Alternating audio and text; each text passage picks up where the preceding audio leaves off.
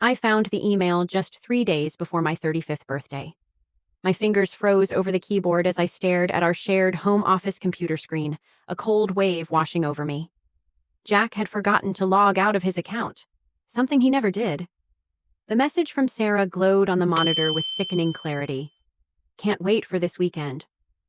Once she's out of the picture, we can finally stop sneaking around. The email thread stretched back 3 years. 3 whole years of lies while I cooked his meals, washed his clothes, and smiled at company parties. Evidence upon evidence cascaded before my eyes as I scrolled through intimate messages, hotel confirmations, and photographs I could never unsee. My hands trembled as I forwarded everything to my personal email account, the one Jack knew nothing about. Before we continue this journey of betrayal, resilience, and reinvention, I want to invite you to join our community of survivors and thrivers. If you're drawn to stories of women who refuse to be defined by others' cruelty, consider subscribing. It costs nothing and connects you with thousands who understand that sometimes the best revenge is living well. Now, let's return to Lily's moment of discovery. I heard his key in the front door and quickly closed the browser, my heart hammering against my ribs. When Jack walked in, I greeted him with the same kiss I'd given him for 12 years of marriage. He never suspected that something had fundamentally changed. Working late again tomorrow? He mentioned casually over dinner, not meeting my eyes. Big project deadline. I nodded, watching him twirl pasta around his fork. Of course, honey. I understand. The lie slipped from his lips as easily as air. I wondered how many big project deadlines had been nights in Sarah's bed. That night, I lay beside him, staring at the ceiling, my mind racing with questions. When had I become so invisible? What had I done to deserve this betrayal? The questions dissolved into a singular clarity. I deserved better. The next day brought an answer I hadn't expected. I left work early, feeling sick to my stomach from stress and sleeplessness. Our house sat at the end of a quiet suburban cul-de-sac, the kind where everyone had perfectly trimmed hedges and 2-car garages. I pulled into our neighbor's empty driveway instead of ours when I spotted Jack's car parked out front, hours before he should have been home. I approached our house from the side entrance, hearing voices from the back patio. Jack's laugh rang out, followed by others. Crouching beneath the dining room window, I peered over the sill. 4 people lounged around our patio table, drinking the expensive bourbon I'd given Jack for Christmas. Jack, Sarah, and his 2 oldest friends, Ethan and Dean, were all there. Lily, Dean's wife, wasn't present, probably at home, just as clueless as I had been until yesterday. So it's settled then, Ethan was saying, his voice slightly slurred. The birthday surprise, Dean asked, though his concerned tone was undermined by his smirk. Jack shook his head. It's the perfect setup. We blindfold her, drive her around for an hour, and leave her at that old abandoned gas station out on Route 16. By the time she finds her way back, she'll get the message. The message that you're done playing house with your boring wife, Sarah smirked, sliding her hand onto Jack's thigh. My stomach clenched as Jack leaned over to kiss her, right there in our backyard, on the patio furniture I had picked out. She's been so clingy lately, Jack sighed. Always asking questions, wanting to know where I've been. This will shake her up enough that when I tell her I want a divorce, she won't fight it. Sarah's face lit up. And then we can finally stop hiding, getting rid of the problem wife. Ethan raised his glass, and they all clinked it in agreement, laughing at my expense. I sank down beneath the window, my back against the siding, heart pounding in my ears. They weren't just planning to humiliate me. They were plotting to break me. A prank designed to make me more pliable for the divorce Jack wanted. That night, when Jack came to bed smelling of bourbon and lies, I had already made my decision. Morning light filtered through our bedroom curtains as I stared at my open suitcase, hidden in the back of my closet. For 2 days, I'd been quietly gathering essentials, important documents, photographs of my parents, the jewelry my grandmother had left me, things I couldn't bear to leave behind. I'd withdrawn our emergency cash from the joint account in small amounts, careful not to raise suspicions. $5,000 that would have to last until I figured out my next move. My hands shook slightly as I zipped up the suitcase and pushed it back into its hiding place. When I walked into the kitchen, I found Jack making coffee, whistling tunelessly. "Morning sunshine," he said, his smile not reaching his eyes. "Excited about your birthday tomorrow?" he asked. I forced my lips into a smile. "Very." "Any hints about what you've planned?" I asked innocently. His chuckle sent chills down my spine. "Now that would ruin the surprise, wouldn't it?" I nodded, accepting the coffee mug he handed me. "I suppose it would." Throughout the day, I moved through our house like a ghost, touching things I would never see again. The porcelain vase we'd bought on our honeymoon, the throw blanket my mother had knitted before cancer took her. I said silent goodbyes to each item, knowing I was leaving nearly everything behind.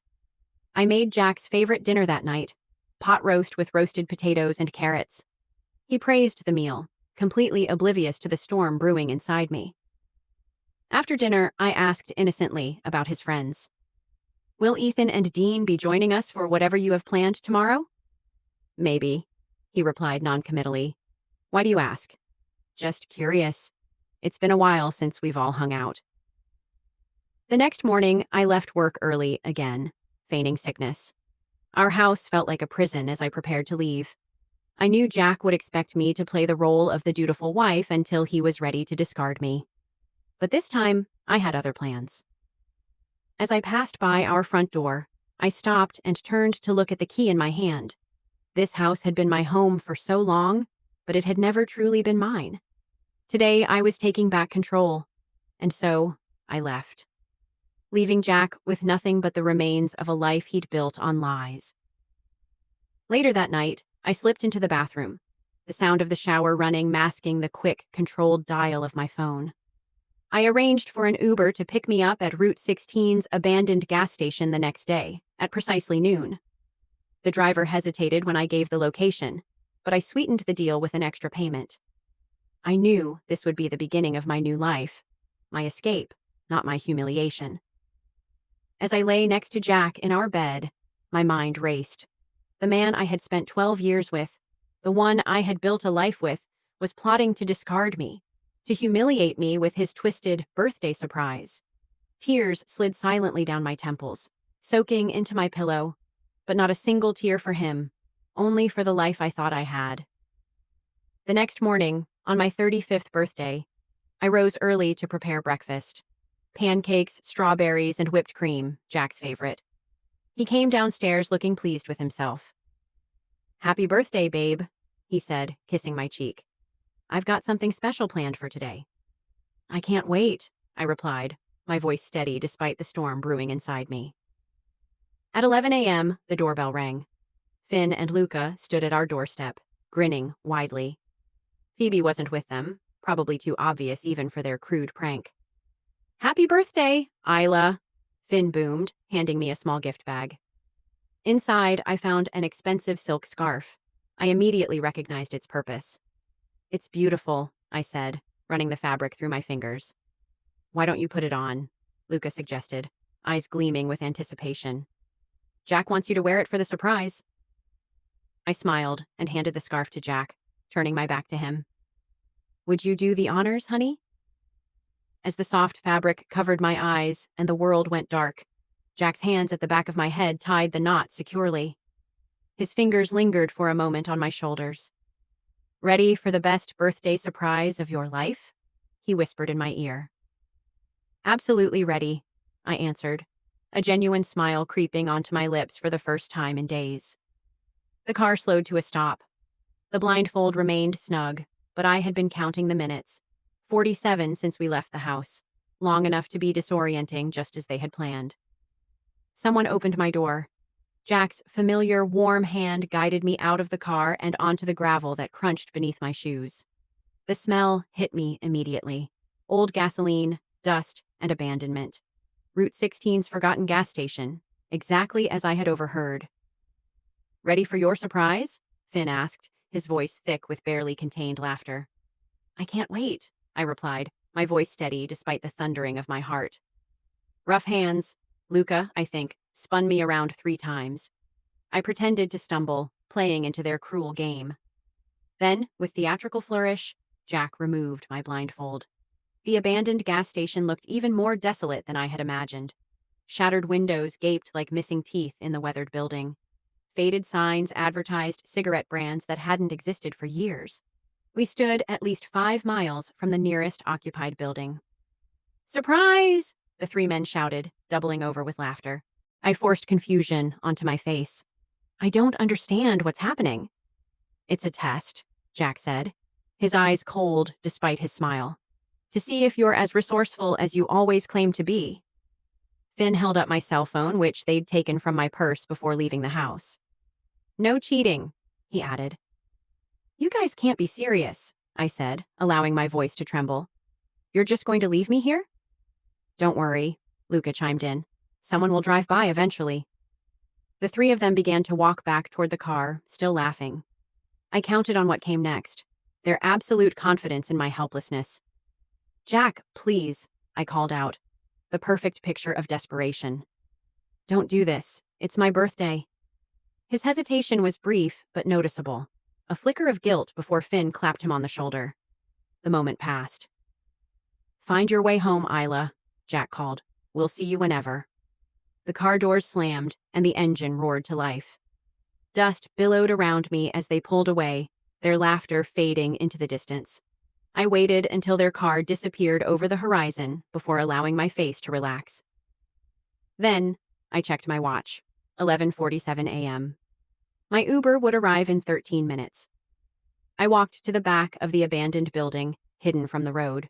There, I removed my right boot and pulled out a roll of emergency cash, $800, enough to fund my escape. Quickly, I changed from my birthday outfit into jeans, a plain t-shirt, and a baseball cap I'd hidden in my purse. At exactly noon, a blue sedan pulled into the gas station. The driver looked around nervously before spotting me emerging from behind the building. "Mrs. Reynolds?" he called, using the fake name I'd given. "That's me," I replied, waving. "Thanks for coming all the way out here." "No problem," he said, though his furrowed brow suggested otherwise. "Where to now?" "Marston Pond, downtown," I said. He nodded, and we pulled away from the gas station, leaving the life I was leaving behind. Mr. Marston was in his 70s, with arthritic hands and kind eyes that had seen every form of desperation. I didn't need to explain the urgency. His calm demeanor told me he had seen it all before. By the time I was done, the money I had withdrawn was turned into something else entirely, something that would help me take control back. The next steps would be calculated. I had already arranged everything. Jack would not know what hit him. The scent of old wood and metal polish filled the air as I approached the counter. The man behind the register, Mr. Marston, looked up and greeted me with a polite smile. "What can I do for you today, miss?" I placed my grandmother's pearl necklace, my diamond engagement ring, my wedding band, and the emerald earrings EMTT had given me for our 10th anniversary on the glass counter. "I need to know what these are worth," I said, my voice surprisingly steady. Mr. Marston studied me over his half-moon glasses, taking in more than I wanted him to. Without a word, he began examining each piece. "This is fine jewelry," he said, holding up my engagement ring to the light. "Family heirlooms, some of them?" I nodded, not offering more information than necessary. He didn't press further. After a careful inspection, he named a figure that was more than fair, actually generous. "I can offer you $7,000 for the lot," he said, though I suspect they mean more to you than money. I swallowed, fighting to keep my composure. Not anymore. Something in my expression must have told him everything. Without a word, Mr. Marston disappeared into the back room and returned with something unexpected, a small handgun. "I don't normally do this," he said quietly, placing it gently on the counter. "But a woman traveling alone should have protection. It's registered and legal. Consider it a discount on the jewelry." I stared at the weapon, then back at him, wide-eyed. "How did you know I was leaving?" 30 years in this business," he replied with a sad smile. "I know the look of someone who needs a fresh start." I accepted both the cash and the gun, tucking the latter deep into my purse. "Thank you," I said, my voice low. "Good luck, wherever you're going," he nodded. At the bus station, the afternoon hum of activity filled the air as I purchased a ticket to New York City. The overnight bus would get me there by morning, giving me just enough time to catch my international flight. I sat in the back corner of the waiting area, my baseball cap pulled low over my face, watching the entrance. Part of me still feared that EMTT would figure out my plan, that he'd come storming in to drag me back. But as the hours passed and the time to board grew closer, I started to believe I might actually escape. The bus rolled out of the station at dusk, and as the familiar storefronts and street signs of my hometown slipped away, a wave of unexpected relief washed over me.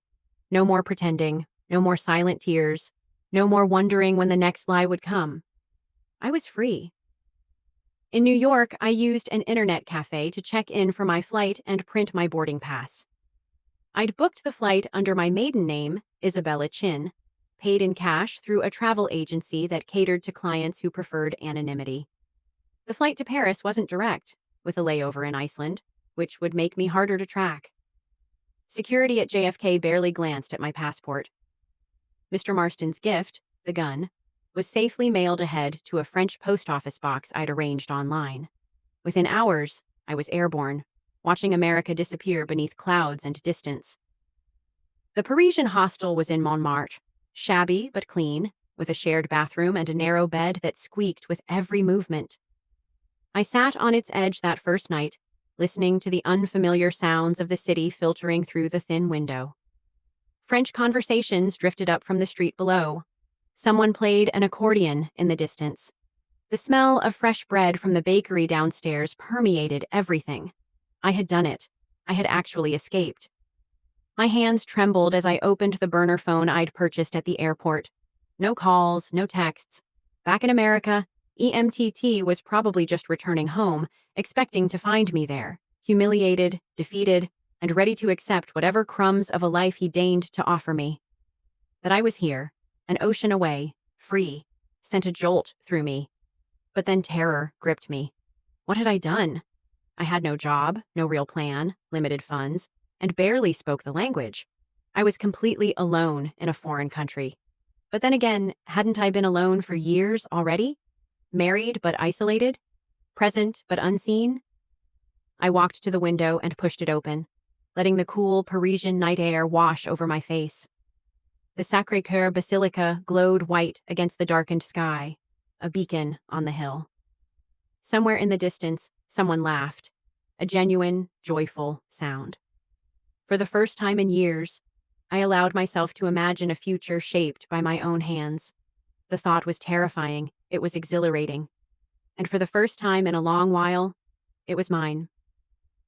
Morning light filtered through the thin curtains of my hostel room, illuminating the dust particles dancing in the air. I'd been in Paris for 2 weeks, and my resources were dwindling faster than I'd anticipated. The romantic notion of escaping to France had met the harsh reality of being a foreigner with limited language skills and no employment history. That morning, I walked into the third employment agency I'd visited that week.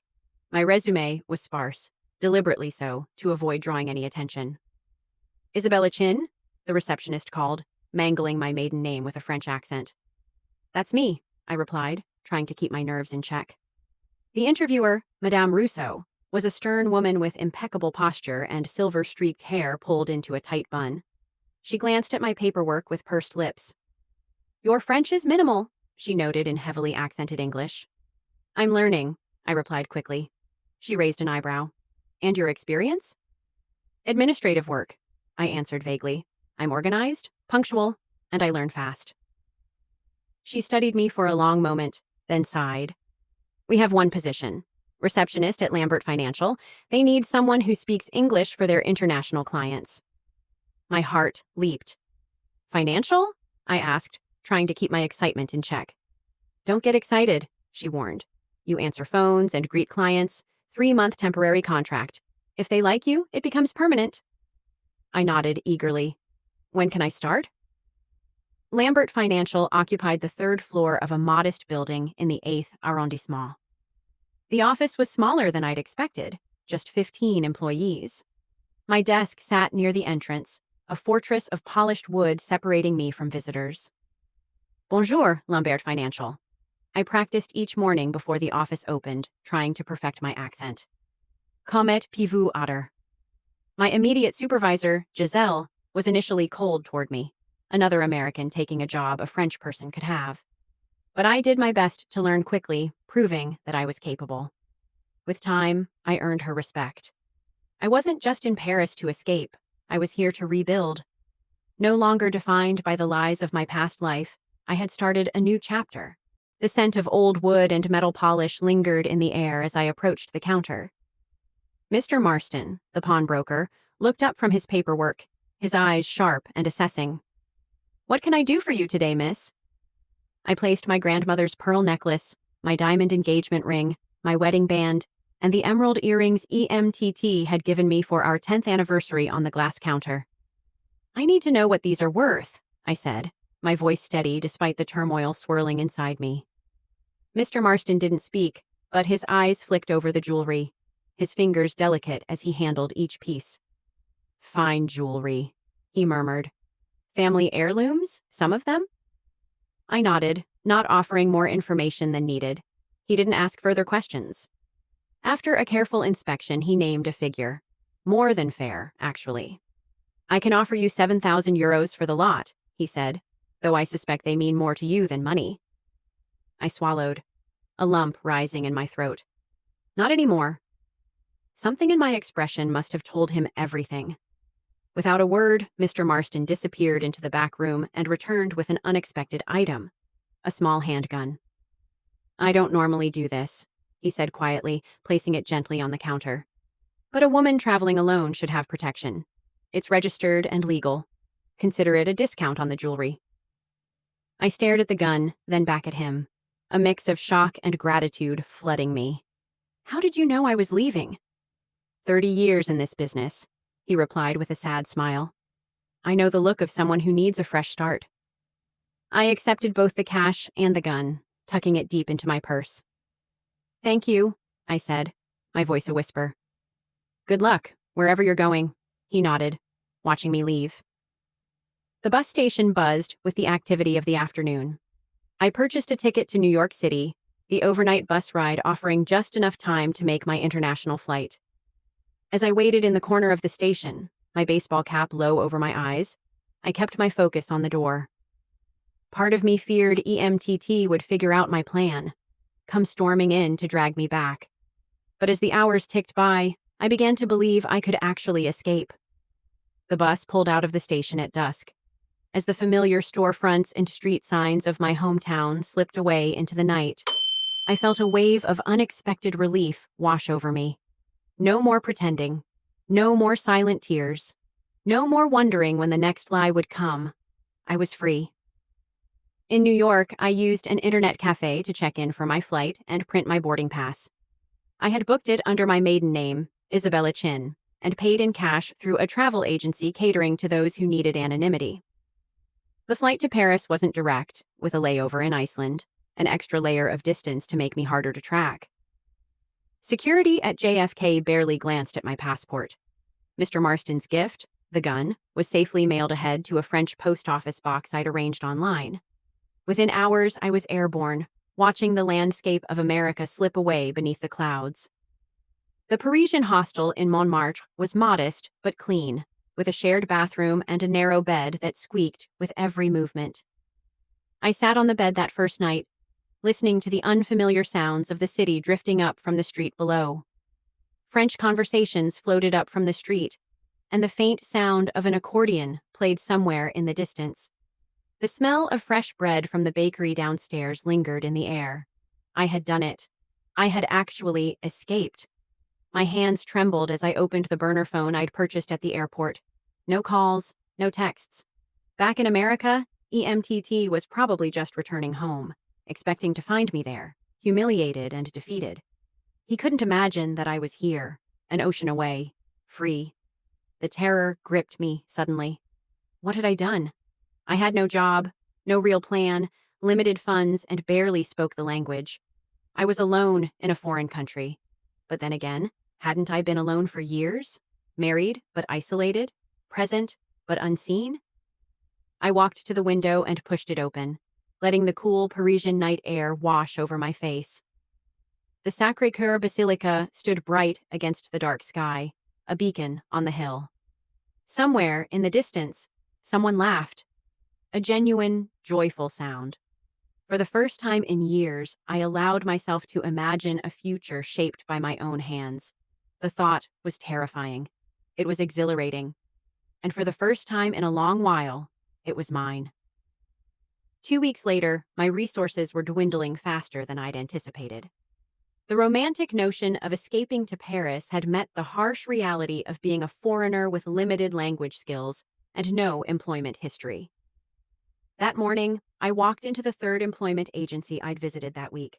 My resume was sparse, deliberately so, to avoid drawing attention. "Isabella Chin?" the receptionist called, mispronouncing my maiden name with a French accent. "That's me," I replied, keeping my nerves in check. The interviewer, Madame Rousseau, was a stern woman with impeccable posture and silver-streaked hair pulled into a tight bun. She glanced at my paperwork with pursed lips. "Your French is minimal," she noted in heavily accented English. "I'm learning," I replied quickly. She raised an eyebrow. "And your experience?" "Administrative work," I answered vaguely. "I'm organized, punctual, and I learn fast." She studied me for a long moment, then sighed. "We have one position, receptionist at Lambert Financial. They need someone who speaks English for their international clients." My heart leaped. "Financial?" I asked, trying to keep my excitement in check. "Don't get excited," she warned. "You answer phones and greet clients. 3-month temporary contract. If they like you, it becomes permanent." I nodded eagerly. "When can I start?" Lambert Financial occupied the third floor of a modest building in the 8th arrondissement. The office was smaller than I'd expected, just 15 employees. My desk sat near the entrance, a fortress of polished wood separating me from visitors. "Bonjour, Lambert Financial." I practiced each morning before the office opened, trying to perfect my accent. My immediate supervisor, Giselle, was initially cold toward me. Another American taking a job a French person could have. But I did my best to learn quickly, proving that I was capable. With time, I earned her respect. I wasn't just in Paris to escape. I was here to rebuild. No longer defined by the lies of my past life, I had started a new chapter. Tanner Reed's American accent was immediately recognizable. "You've got an eye for patterns," he said, after I had walked him through our latest analysis. I smiled politely, offering only the most surface-level explanation. "I just pay attention to details." "Isabella will organize your portfolio review," Philippe explained, his voice steady as always.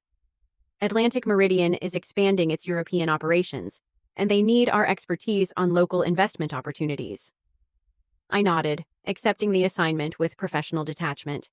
It was the largest account I'd been given access to, a sign of Philippe's growing trust. As I turned to leave, Tanner spoke again. "Mr. Lambert mentioned you're American too?" he asked casually, his eyes flickering over my paperwork. "Originally, yes," I said, my tone measured.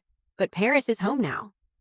Something in my voice must have discouraged further questions, as he simply nodded and returned to his conversation with Philippe. Atlantic Meridian's portfolio was vast, spanning shipping operations, property investments, and stock holdings. I spent weeks organizing data, creating comprehensive analyses of their current positions and potential vulnerabilities.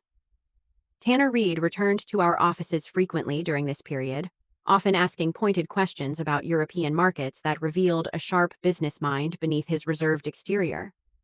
"You've flagged our Mediterranean port investments as high risk," he noted one session, tapping the report I had prepared. "Most analysts consider that region stable." "Most analysts aren't looking at the labor unrest in key ports," I replied. 3 major strikes in the past 8 months, with another likely before the end of the year. Combined with increasing fuel regulations next quarter, your operational costs there will jump at least 17%. Tanner studied me with newfound interest. "And your recommendation?" "Strengthen your Northern European holdings instead," I said confidently. "Less immediate profit potential, but significantly more stable for the next 3 years, particularly the Norwegian routes." 2 weeks later, the Mediterranean ports erupted in the largest shipping strike in 15 years. Atlantic Meridian, having shifted resources based partly on my analysis, weathered the crisis while competitors floundered. The following day, Tanner Reed arrived at our office with an unusual request. "I'd like to borrow Miss Chin for a special project," he told Philippe, his tone casual but deliberate. "A consulting arrangement between our companies, with her as the primary liaison." Philippe looked conflicted, pleased at the prestigious connection but reluctant to lose my services. "It would be a substantial contract," Tanner added, naming a figure that made Philippe's eyebrows rise. And so, my work with Atlantic Meridian began. At first, it was just 1 day a week, then 2, eventually becoming my primary focus. Tanner's Paris apartment served as our workspace, a stunning pied-à-terre with views of the Eiffel Tower. We worked long hours analyzing market data, restructuring investments, and planning strategic acquisitions. "The shipping industry is facing a critical juncture," Tanner explained one evening as we studied projections. "Environmental regulations, automation, shifting trade agreements. Most of my competitors are reacting instead of preparing." I respected his foresight. Unlike most executives I had encountered, he didn't chase quarterly profits at the expense of long-term stability. Our professional relationship developed a comfortable rhythm. I provided analysis. He made decisions. We rarely spoke of personal matters, an arrangement that suited us both, until the market crash of 2023. It began with the collapse of a major Asian bank, triggering a domino effect through global markets. Companies panicked, selling assets at devastating losses. "Everyone's liquidating," Tanner said during an emergency call, his voice tight with stress. "The board wants to follow suit." "Don't," I replied immediately, my voice firm. "This is exactly when you should be acquiring, not selling." "Isabella, we could lose everything or emerge twice as strong," he warned, his voice strained. I pushed forward a contingency analysis I'd prepared months earlier. "These shipping companies will be available at a fraction of their value. Their routes complement yours perfectly." The silence between us stretched. I had overstepped, an analyst telling a CEO how to run his billion-dollar company during a global crisis. "If you're wrong," Tanner said finally, his tone resigned, "we both lose our careers." "I'm not wrong." 3 days later, while competitors frantically sold assets, Atlantic Meridian began a careful acquisition strategy.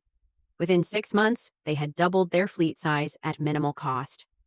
When the markets eventually stabilized, the company's value had tripled. Financial journals called it strategic genius. Only Tanner and I knew the truth, that a woman who had once been abandoned at a gas station had orchestrated one of the most successful corporate expansions in recent history. Our relationship shifted subtly after the crash. Tanner began asking for my opinion on matters beyond financial analysis. We occasionally dined together after late work sessions, our conversations extending beyond business to books, travel, and cautious glimpses of our pasts. I revealed little about America, only that I had left after a difficult divorce. He shared more freely, his marriage that ended when his wife decided corporate life was too demanding, his daughter in college who rarely called. One evening, after a particularly successful acquisition, Tanner opened an expensive bottle of champagne in his apartment. "To unlikely partnerships," he toasted, his gaze lingering on mine. "To new beginnings," I countered, clinking glasses. Our eyes held for a moment too long, and something in the air shifted. "Isabella," he said quietly, his voice soft, "I've come to value you more than just for your financial insights." I set down my glass carefully, my fingers trembling slightly. "Tanner, I work for you." "Technically, you work for Lambert Financial," he replied, his voice steady. "The distinction doesn't eliminate the complication." He respected my hesitation. The subject wasn't raised again for months, though something had undeniably shifted. Our working dinners became less frequent, our interactions more strictly professional, until the Tokyo conference. Atlantic Meridian hosted global shipping executives for a week of meetings. As Tanner's key advisor, I accompanied him, preparing presentations and analyzing competitors. Little did I know, this conference would set the stage for a dramatic shift, not only in our professional lives, but also in our personal ones. Tanner's gaze lingered on the Tokyo skyline, his eyes reflecting the weight of his unspoken thoughts. I had seen him command a room of global shipping leaders with quiet authority. But in that moment, he seemed uncharacteristically vulnerable. "You should be celebrating," I said, joining him at the railing. The consortium agreement was a triumph, a moment of success he had been working towards for years. Some victories feel hollow without someone to share them with, he replied, his voice low, contemplative. The space between us seemed charged, filled with unspoken possibilities. I took a deep breath. I've spent 3 years rebuilding myself, I said finally, finding strength in my own words, learning to trust my judgment again. And what is your judgment telling you now? He asked, his voice barely above a whisper, yet filled with a quiet intensity. Fear was a poor foundation for decisions, I realized, and I met his gaze steadily. That fear is no longer my guiding force. His hand found mine on the railing, warm and steady. I would never want to be another thing you fear, Isabella, he said softly. 6 months later, we stood in a modest Paris courthouse, the building far removed from the grandiosity one might expect for a wedding. No elaborate ceremony, no extravagant reception, just the two of us, Philippe and his wife as witnesses, and the simple words that bound our futures together. My wedding ring was nothing like the diamond EMTT had given me years ago. Tanner had chosen a band of twisted gold, imperfect, unique, and resilient. The European financial press took notice of the marriage, but only with mild interest. A shipping magnate marrying his financial advisor. The American media, however, focused on the domestic scandals and political upheaval they so loved to exploit, paying no attention to this new union across the Atlantic. That evening, we stood on the balcony of our Paris apartment, Tanner's arms wrapped around me from behind as I watched the city lights shimmer below us. Any regrets, Mrs. Reed? He asked, his voice soft against the backdrop of the Parisian night. None, I thought, but I simply smiled. And you? I replied, my heart swelling with gratitude. Only that I didn't find you sooner, he confessed. I smiled at the thought of how differently our paths might have crossed if life had been kinder. If he had met the woman I was before EMTT's cruelty, would he have seen the strength that lay beneath the surface? But here we were, together, exactly when we were meant to be. 3 years into our marriage, Tanner and I had settled into a comfortable rhythm. Between Paris and his other homes, Atlantic Meridian had grown substantially under our combined guidance, his vision paired with my analytical foresight. While I maintained my position with Lambert Financial, I now served almost exclusively as a consultant to Tanner's ventures. One afternoon, we were reviewing acquisition targets in his home office overlooking Central Park when an email notification flashed across his screen. He scanned it quickly, his expression unreadable, and then looked up at me. Something interesting just came in, he said, his tone guarded. I leaned in, curious. What's it about? A mid-sized American construction company seeking financing for international expansion, Reynolds Construction. His words hit me like a thunderclap. My heart stopped. Reynolds, EMTT's family business, the one his father had built and handed down to him. The company he had been running into the ground even before I left. Are you all right? Tanner asked, noticing the sudden stillness in me. His voice was full of concern. You've gone pale? I nodded slowly, forcing myself to speak. Reynolds Construction, I repeated. Where are they based? Midwest, Tanner replied. Started as residential, but expanded to commercial about 5 years ago. They've hit some financial troubles, but claim they have promising overseas contracts if they can secure funding. Tanner studied me carefully, sensing that something wasn't right. What is it? I hesitated before speaking the truth, one I had kept buried for years. Reynolds was my married name, I said finally. EMTT Reynolds was my ex-husband. Tanner's eyebrows raised, his surprise evident but restrained. The husband you left after the incident you mentioned? I nodded, a lump in my throat. Yes, I haven't seen or spoken to him since that day. Tanner watched me in silence, waiting for me to continue. But I could feel the familiar bitterness rising in my chest as I recalled the life I'd left behind. What does the email say exactly? I asked, desperate to shift focus. Tanner turned his screen toward me. The message was from an intermediary broker seeking investment partners for Reynolds Construction's expansion. The company had overextended on several projects and needed significant capital to avoid bankruptcy. Tanner furrowed his brow. It's odd.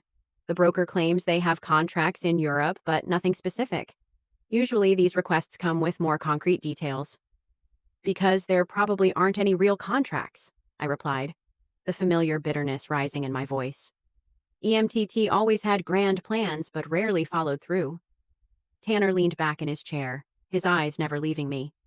I'll decline the meeting, he said, his decision final. There are better investment opportunities. Part of me wanted exactly that, to let EMTT's company sink without ever knowing how close he had come to crossing paths with me again. But another part of me, the part that had been rebuilding itself for 3 years, wanted something else. No, I said, surprising myself.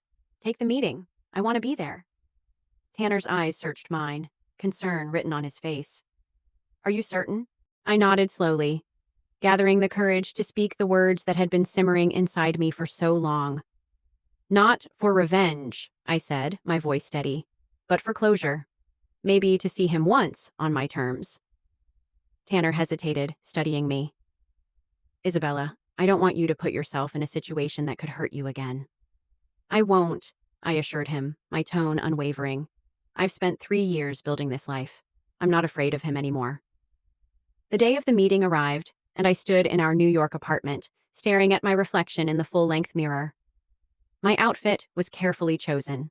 A tailored charcoal suit that projected quiet authority, pearl earrings from Tanner's first anniversary gift, and a sophisticated updo that I never would have attempted in my previous life. Tanner adjusted his tie in the mirror beside me. Second thoughts? He asked, noticing my silence. No, I replied, meeting his gaze in the reflection. Just preparing myself. He placed his hands gently on my shoulders. Remember, you hold all the power here. If at any point you want to leave, just signal me. I covered his hand with mine. I know.